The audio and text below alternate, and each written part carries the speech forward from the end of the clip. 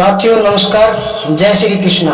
आज हम श्रीमद् भागवत गीता का तीसरा अध्याय सुनाने जा रहे हैं। इससे पहले हमने आपको अर्जुन विषाद योग का पहला अध्याय और संख्या योग का दूसरा अध्याय आपको सुनाया था। इन दोनों के वीडियो का लिंक मैं आपको डिस्क्रिप्शन में दे दूंगा, आप देख लेना। और अगर हमारे चैनल अच्छा सोचे को आपने सब्सक्राइब नहीं किया तो कृपया करके सब्सक्राइब कर दे। कर्म योग। अर्जुन बोले, हे जनार्दन, यदि आपको कर्म की अपेक्षा ज्ञान श्रेष्ठ मान्य है तो फिर हे केशव, मुझे भयंकर कर्म में क्यों लगाते हैं? आप मिले हुए से वचनों से मेरी बुद्धि को मनमोहित कर रहे हैं, इसलिए उस एक बात को निश्चित करके कहिए जिससे मैं कल्याण को प्राप्त हो जाऊं। श्री भगवान बोले, हे निष्पाप, इस लोक में दो प्रकार की निष्ठा है। साधन की परिपक्व अवस्था अर्थात पराकाष्ठा का नाम निष्ठा है, जो मेरे द्वारा पहले कही गई है।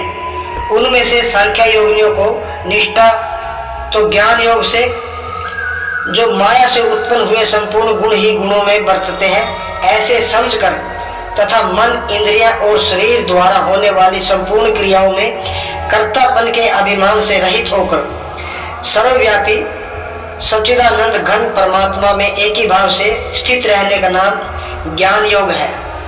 इसी को संन्यास, सांख्य योग आदि नामों से भी कहा गया है।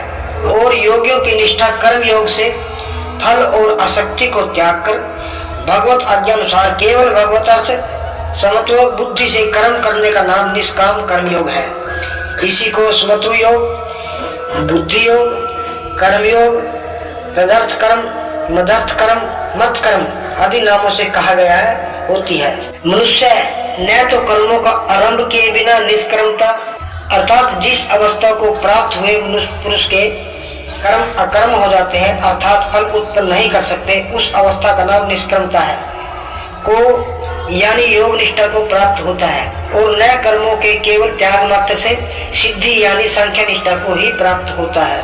निसंदेह कोई भी मनुष्य किसी भी काल में क्षण मात्र भी बिना कर्म किए नहीं रहता, क्योंकि सारा मनुष्य समुदाय प्रकृति जनित गुणों द्वारा परवश हुआ कर्म करने के लिए बाध्य किया जाता है। जो मूढ़ बुद्धि मनुष्य समस्त इंद्रियों को हठ पूर्वक ऊपर से रोककर मन से उन इंद्रियों के विषय का चिंतन करता रहता है, वह मिथ्याचारी अर्थात दंभी कहा जाता है। किंतु हे अर्जुन, जो पुरुष मन से इंद्रियों को वश में करके अनासक्त हुआ समस्त इंद्रियों द्वारा कर्म योग का आचरण करता है, वही श्रेष्ठ है। तू शास्त्र विहित कर्तव्य कर्म कर, क्योंकि कर्म न करने की अपेक्षा कर्म करना श्रेष्ठ है तथा कर्म न करने से तेरा शरीर निर्वाह भी नहीं सिद्ध होगा। यज्ञ के निमित्त किए जाने वाले कर्मों से अतिरिक्त दूसरे कर्मों में लगा हुआ ही यह मनुष्य समुदाय कर्मों से बंधता है। इसलिए हे अर्जुन, तू आसक्ति से रहित होकर उस यज्ञ के निमित्त ही भली भांति कर्तव्य कर्म कर। प्रजापति ब्रह्मा ने कल्प के आदि में यज्ञ सहित प्रजाओं को रचकर उनसे कहा कि तुम लोग इस यज्ञ द्वारा वृद्धि को प्राप्त हो और यह यज्ञ तुम लोगों को इच्छित भोग प्रदान करने वाला हो। तुम लोग इस यज्ञ द्वारा देवताओं को उन्नत करो और वे देवता तुम लोगों को उन्नत करें। इस प्रकार निस्वार्थ भाव से एक दूसरे को उन्नत करते हुए तुम लोग परम कल्याण को प्राप्त हो जाओगे। यज्ञ द्वारा बढ़ाए हुए देवता तुम लोगों को बिना मांगे ही इच्छित भोग निश्चय ही देते रहेंगे। इस प्रकार उन देवताओं द्वारा दिए हुए भोगों को जो पुरुष उनको बिना दिए स्वयं भोगता है वह चोर ही है। यज्ञ से बचे हुए अन्न को खाने वाले श्रेष्ठ पुरुष सब पापों से मुक्त हो जाते हैं, और जो पापी लोग अपना शरीर पोषण करने के लिए ही अन्न पकाते हैं वे तो पाप को ही खाते हैं। संपूर्ण प्राणी अन्न से उत्पन्न होते हैं। अन्न की उत्पत्ति वृष्टि से होती है, वृष्टि यज्ञ से होती है और यज्ञ विहित कर्मों से उत्पन्न होने वाला है।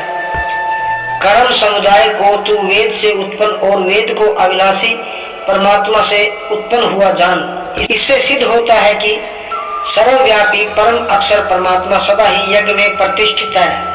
हे पार्थ, जो पुरुष इस लोक में इस प्रकार परंपरा से प्रचलित सृष्टि चक्र के अनुकूल नहीं बरतता, अर्थात अपने कर्तव्यों का पालन नहीं करता, वह इंद्रियों द्वारा भोगों में रमण करने वाला पापायु पुरुष व्यर्थ ही जीता है।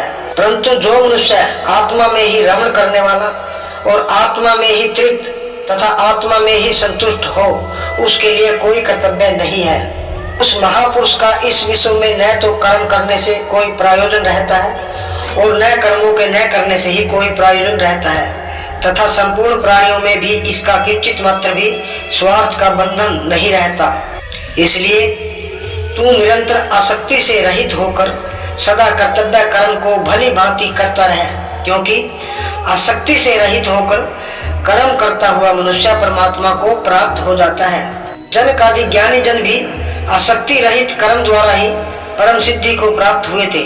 इसलिए तथा लोक संग्रह को देखते हुए भी तू कर्म करने के ही योग्य है, अर्थात तुझे कर्म करना ही उचित है। श्रेष्ठ पुरुष जो जो आचरण करता है, अन्य पुरुष भी वैसा वैसा ही आचरण करते हैं।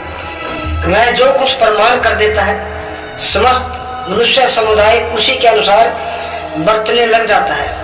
हे अर्जुन, मुझे इन तीनों लोकों में न तो कुछ कर्तव्य है और न कोई भी प्राप्त करने योग्य वस्तु अप्राप्त है, तो भी मैं कर्म में ही बरतता हूँ। क्योंकि हे पार्थ, यदि कदाचित मैं सावधान होकर कर्मों में न बरतूं तो बड़ी हानि हो जाए, क्योंकि मनुष्य सब प्रकार से मेरे ही मार्ग का अनुसरण करते हैं।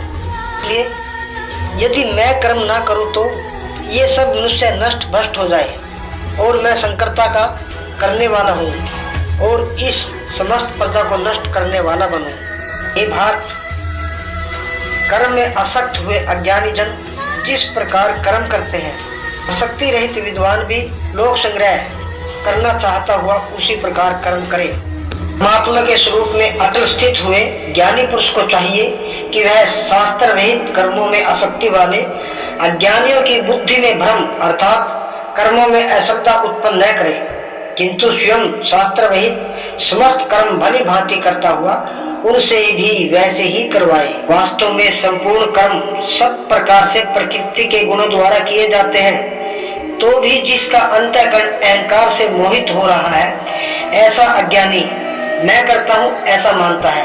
परंतु हे महाभाव, गुण विभाग और कर्म विभाग, त्रिगुणात्मक माया के कार्य रूप 5 महाभूत और मन बुद्धि अहंकार तथा 5 ज्ञानेन्द्रिया, 5 कर्मेंद्रिया और शब्द आदि 5 विषय, इन सब के समुदायों का नाम गुण विभाग है और इनकी परस्पर की चेष्टाओं का नाम कर्म विभाग है।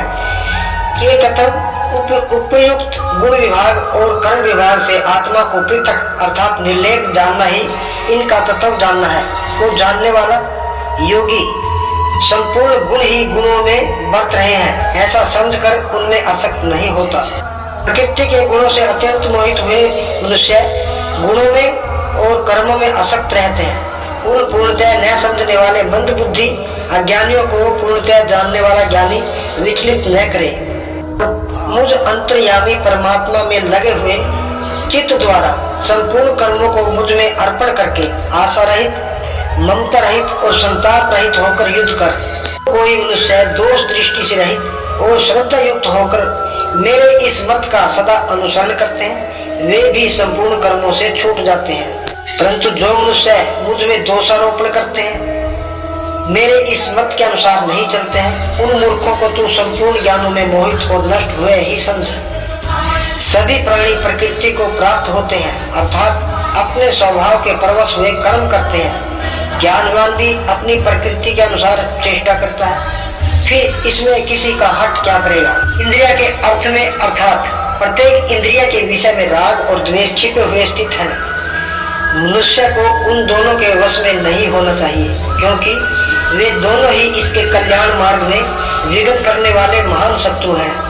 अच्छी प्रकार आचरण में लाए हुए दूसरे के धर्म से गुण रहित भी अपना धर्म अति उत्तम है। अपने धर्म में तो मरना भी कल्याणकारक है और दूसरे का धर्म भय को देने वाला है। अर्जुन बोले, हे कृष्ण, तो फिर यह मनुष्य स्वयं न चाहता हुआ भी ब्लाक लगाए हुए की भांति किससे प्रेरित होकर पाप का आचरण करता है? श्री भगवान बोले, रजोगुण से उत्पन्न हुआ यह काम ही क्रोध है। यह बहुत खाने वाला अर्थात भोगों से कभी न हगाने वाला और बड़ा पापी है। इसको ही तू इस विषय में वैरी जान। जिस प्रकार धुएं से अग्नि और मैल से दर्पण ढका जाता है तथा जिस प्रकार जेल से गर्भ ढका रहता है, वैसे ही उस काम द्वारा यह ज्ञान ढका रहता है।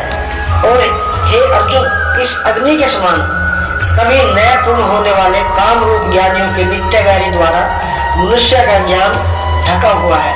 इंद्रियां, मन और बुद्धि ये सब इसके वासस्थान कहे जाते हैं। यह काम इन मन, बुद्धि और इंद्रियों द्वारा ही ज्ञान को आच्छादित करके जीवात्मा को मोहित करता है। इसलिए हे अर्जुन, तू पहले इंद्रियों को वश में करके इस ज्ञान और विज्ञान का नाश करने वाले महान पापी काम को अवश्य ही बलपूर्वक मार डाल। इंद्रियों को स्थूल शरीर से पर यानी श्रेष्ठ, बलवान और सूक्ष्म कहते हैं। इन इंद्रियों से पर मन है, मन से भी पर बुद्धि है, और जो बुद्धि से भी अत्यंत पर है वह आत्मा है।